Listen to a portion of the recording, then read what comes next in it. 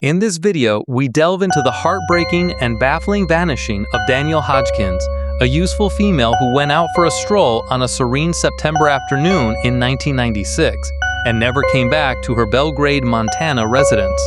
15-year-old Danielle Hodgkins disappeared without any evidence. A hunt started nearly right away, becoming more vigorous as each hour went by. What commenced as a notice of a lost individual soon transformed into a murder probe after a startling find was uncovered along the Gallatin River several days afterward. For decades, there were no detentions, no accused, and no genuine clues.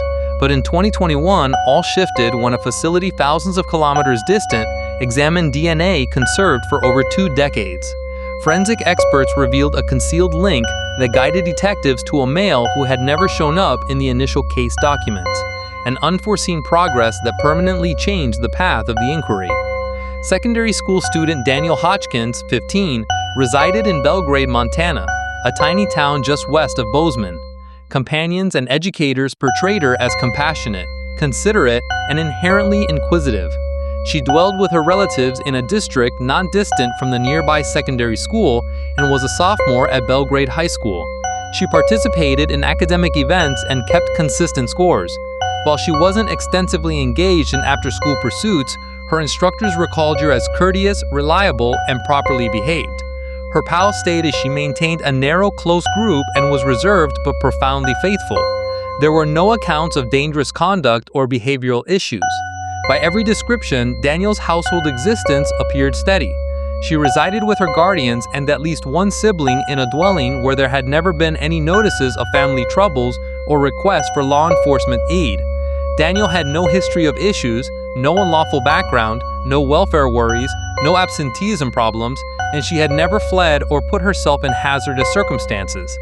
The final occasion anyone observed her was on the afternoon of September 21, 1996, when she departed her home. According to multiple trustworthy origins, she intended to take a hike or perhaps encounter somebody near the Cameron Bridge Road region, a famous location along the Gallatin River. But observer testimony suggests she didn't rendezvous with anyone that day, and her kin still lacks responses about where she headed. When Danielle didn't come back home that evening, her relatives reached the Belgrade Police Department the following morning to declare her absent. At the moment she vanished, she had been attired informally for the mild September climate and wasn't holding any private items. No purse, no money holder. If she utilized her bicycle that day, it was never located. Helpers and regional officials commenced hunting promptly, spanning adjacent streets and forested zones along the waterway. For multiple days, she was merely registered as absent, with no clear indications of criminal activity. Authorities questioned kin members, residents, companions, and schoolmates, but nobody mentioned getting any interaction from her. Educational logs verified she hadn't joined any lessons after September 21st. Her image and details were distributed across Gallatin County and highlighted in regional news bulletins. While a handful of suggestions arrived, none of them resulted in any dependable observations. After multiple days with no connection from Danielle, detectives started to believe she might have been the target of an offense. Her kin repeated that she had no motive to escape and had abandoned all of her possessions behind. Collaborating with the Gallatin County Sheriff's Office, regional officials released a statewide warning. Even with these attempts, no major clues emerged in the beginning phases of the probe. The matter got minimal nationwide media focus at the time, and without a corpse, an accused, or firm proof, the probe halted. Regional news persisted to offer occasional revisions, but the absence of fresh data left the matter dormant, yet formally unresolved. The sheriff's office issued yearly notices, and ultimately Danielle Hodgkins' name was included in Unsolved Matter archives. For years, nobody understood what had occurred to her. Danielle Hodgkins' remains were discovered on the morning of September 27, 1996, in a distant wetland near the Gallatin River in Gallatin County, Montana, 6 days after she had been formally declared absent. A regional inhabitant exploring the zone on an unrelated individual excursion made the dismal revelation. After spotting something odd in the foliage and shallow liquid, he promptly departed the location and reached crisis services. Representatives from the Gallatin County Sheriff's Office were the initial to reach, protecting the zone and limiting entry to approved staff only. The location stayed protected for the subsequent 45 minutes. Officials started routine processes about 40 feet from the river edge, recording the location with forensic images, securing the boundary and meticulously documenting environmental particulars. The remains were partly immersed and concealed among reeds and dense vegetation. During their preliminary evaluation, officials discovered no instant indications of aggression in the zone, no pole traces, wheel marks, or peculiar soil disruptions. They noted the retrieval site's position using a portable GPS. Although the target had no private possessions with her, her corpse was dressed. No footwear, money holder, or recognition were located nearby. Plants around the corpse suggested it had been in that position for several days. Detectives also considered the chance that marginally reduced water depths in the wetland after Danielle vanished may have postponed detection, adding to the delayed revelation. Preliminary recognition relied on kin descriptions of Danielle's attire and bodily traits, which coincided with what she had been wearing the day she was last observed. Due to the state of the corpse, the forensic review was expedited. After matching dental logs, the State Forensic Laboratory in Missoula, Montana, officially confirmed the target as Danielle Marie Hodgkins in under 48 hours. According to the formal records, the post-mortem was performed by the State Forensic Health Service. Her demise was deemed a killing, though the precise reason has never been disclosed publicly. Sections of the post-mortem document were later amended and disclosed to meet public and media demands. It was also verified that no arms or bullet shells were located at the location.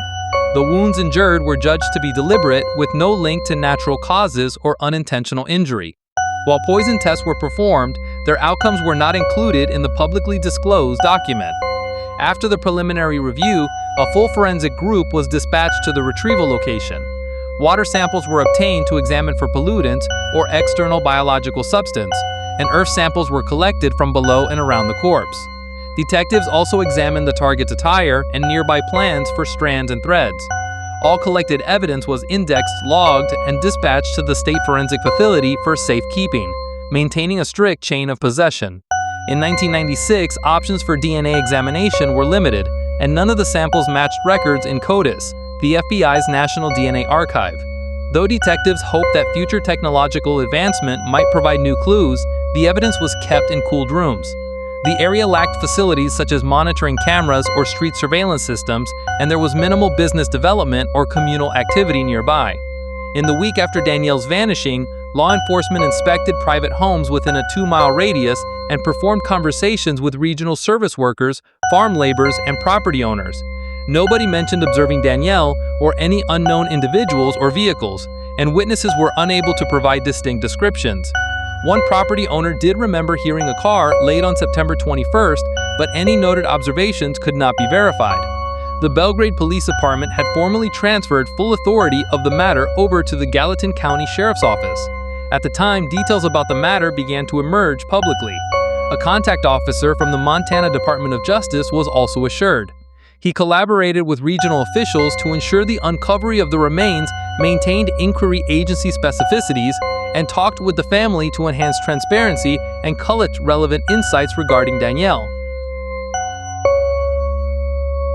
Designated to supervise interagency interaction and matter advancement, the Montana Law Enforcement Agency's notice and regional media rapidly reported the tale.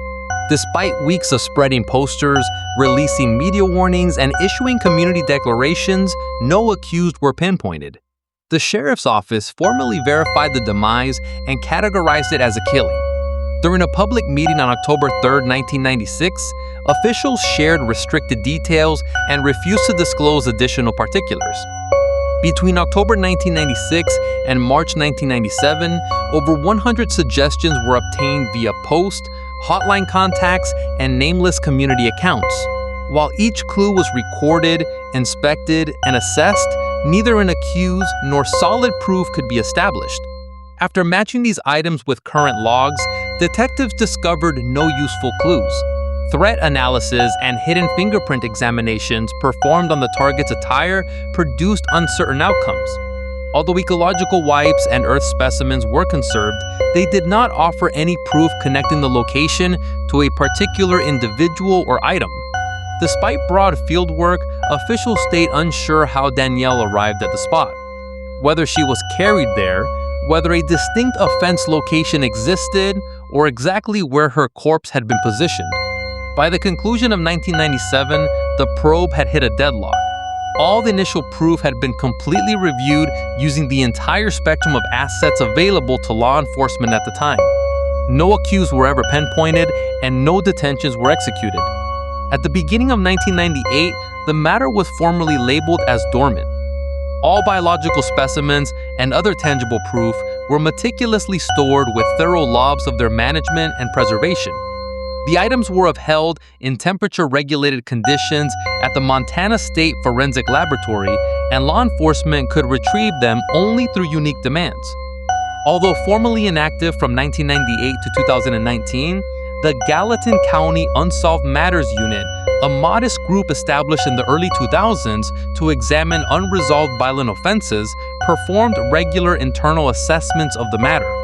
It was suggested that all biological proof be conserved as forensic methods progressed.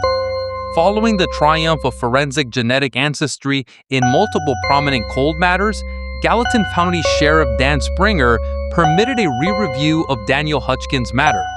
The biological specimens gathered during the original 1996 probe were chosen for in-depth examination. The Gallatin County Sheriff's Office collaborated with Parabon Nanolabs, a private DNA firm focusing on law enforcement ancestry cases. Using advanced sequencing, the conserved specimens were re-examined, signaling the start of a discovery enabled by sophisticated DNA methods. In 2021, the Gallatin County Sheriff's Office restarted the probe into Daniel Hutchinson's killing. As part of this initiative, they worked with Parabon Nanolabs to recover and inspect the biological specimens that had been conserved from the target in 1996. Among these were multiple strands of hair, which had stayed whole despite the technological restrictions of the 1990s. Prior testing had been uncertain, but using the novel approaches, detectives were able to create a functional DNA outline from one of the conserved specimens. This outline did not correspond to any recognized criminal logs and was not found in the FBI's combined DNA index system. Parabon Nanolabs then utilized forensic genetic ancestry to assist law enforcement track the accused's DNA. The method included uploading the outline to a public ancestry archive and using lineage mapping and family lineage rebuilding. Analysts pinpointed a group of people who shared hereditary indicators with the unidentified male outline, directing to a kin originating in northwestern Montana. After months of DNA pinpointing and ancestral examination, the outline was finally reduced to a sole person, Paul Edwin Hutchinson, born in 1969 and residing in Dillon, Montana at the time. Had no previous detentions, was unfamiliar to Gallatin County law enforcement, and did not show in any unlawful archives. In early 2023, the Gallatin County Sheriff's Office initiated a secret probe into Hutchinson's history, intending to acquire a DNA specimen without drawing public notice. Under state regulations, a discarded object thought to contain Hutchinson's saliva was gathered and examined. Comparative review verified a complete DNA correspondence between this specimen and the outline developed from the proof in Daniel Hutchinson's matter. Following this verification, Hutchinson was pinpointed as the main accused. A direct discussion with Hutchinson was arranged for July 22, 2023. When contacted, he willingly consented to talk with authorities. The discussion, held in Dillon and enduring under 2 hours, was formally recorded. Hutchinson rejected any participation in the matter, asserting he had never visited the Cameron Bridge Zone in 1996 and did not recognize the target. However, when displayed a picture of Daniel Hawkins, he exhibited indications of anxiety, including perspirating, shifting restlessly, and avoiding gaze contact. Following the discussion, law enforcement started compiling a formal matter to submit to the Gallatin County Attorney for possible accusations. Extra backing proof was being assembled, and a subsequent discussion was scheduled. Less than 24 hours after the initial discussion, on the morning of July 23, 2023, Hutchinson's neighbors dialed 911. Emergency responders reached and discovered him deceased. The cause of demise was deemed a self-caused firearm injury. There was no evidence of participation by others, and guns were located at the location. Later DNA analysis using a cheek wipe verified an exact correspondence to the outline from the 1996 offense location. No other accused have been identified openly, and detectives have not revealed any previous link or association between Hutchinson and Danielle Hodgkins. As of now, there is no conclusive evidence that they knew each other. After the DNA verification, the Gallatin County Sheriff's Office concluded the killing probe regarding the accused's demise, and no additional accusations are anticipated. The office is assessing legal and procedural paths to formally confirm Paul Edwin Hutchinson's participation in the 1996 killing of Danielle Hodgkins, following his demise on July 23, 2023. The DNA outline obtained from Hutchinson was forensically matched with the conserved proof gathered from the target's corpse, and the Montana State Forensic Laboratory verify a complete correspondence. Detectives then assessed Hutchinson's employment history, homes, and movement patterns. At the moment of the offense, he lived within 100 miles of the location and was a Montana inhabitant. Hutchinson's name did not appear in any observer declarations from the original probe, and there was no log of him ever being interviewed. Communication logs, social connections, and educational documents revealed no link to the target. Estate and job logs indicate that in 1996, Hutchinson labored in a local journey-associated role based in Dillon, Montana. Hutchinson may have been near Belgrade on the day of the offense due to a job-related journey, but there is no evidence confirming his attendance. Detectives both in 1996 and 2023 found no electronic notes, correspondence, or journal records that might explain his motives or provide context for being near the offense location. Authorities questioned people who were close to Hutchinson following routine practices, and all rejected any awareness or suspicion of his participation in the matter. He had no prior detentions for aggressive crimes, had never been committed to a mental health welfare center, and had no legal disputes or protective orders on record. Following the forensic verification connecting Hutchinson to the killing, the Gallatin County Sheriff's Office conducted a media conference in August 2023. During the media conference, officials announced that the accused had passed and DNA evidence had settled the matter. No other people of interest were referenced. This signified the first occasion in nearly 2 decades that law enforcement publicly confirmed they had identified the offender. The Sheriff's Office also highlighted the role of forensic genetic ancestry and acknowledged the inputs of outside collaborators, including Parabon Nanolabs. Leaders observed that the matter likely would not have been solved without this method, especially in the towns of Belgrade and Dillon. Overviews of the matter settlement were covered by Montana news sources as well as multiple national media groups.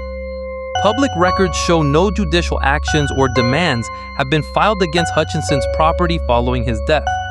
The Hodgkins kin released a short statement expressing relief that the matter had been successfully settled while requesting privacy. No additional criminal accusations were filed, and the Montana Department of Justice has officially categorized the issue as settled by recognition. The matter documents are no longer considered active, but remain accessible to law enforcement under limited access rules. If you found this matter intriguing, don't forget to approve the video and join the channel. We